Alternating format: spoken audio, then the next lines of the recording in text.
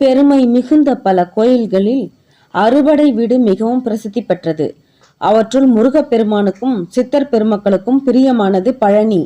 திரு ஆவினன்குடி என்ற பழனி அடிவார கோயிலில் வீற்றிருப்பவர் குழந்தை வேலாயுத சுவாமி. தேவர்கள் தவறு செய்தால் தண்டிக்கப்படும் இடம் இந்த திரு ஆவினன்குடி என்கிறார் நக்கீரர். சரவண பொய்கை கரையில் உள்ள தெய்வத்தை காமதேனு மாதாவும் தனலட்சுமியும் அக்னி போன்ற தேவர்களும் பூஜித்து வருகின்றனர். சனி பகவானை திருநள்ளாறில் தொழுத பலன் இங்குள்ள சனி பகவானை தொழுதால் கிடைக்கும் என்கிறார் அகத்தியர் தன் நாடி ஜோதிடத்தில்.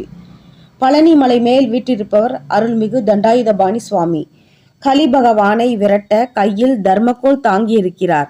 கௌபீனம் என்னும் கோமணத்துடன் சந்நியாசி கோலம் கொண்டு நவபாஷாணத்தால் ஆன மேனியுடன் அருள் பாலிக்கிறார். பழனி முருகனை தரிசித்தால் வற்றாத செல்வமும் இன்பமும் தடையிலா வெற்றியும் ஒரு பிணி இல்லா வாழ்வும் சேரும் என்கிறார் சிவவாக்கியர்.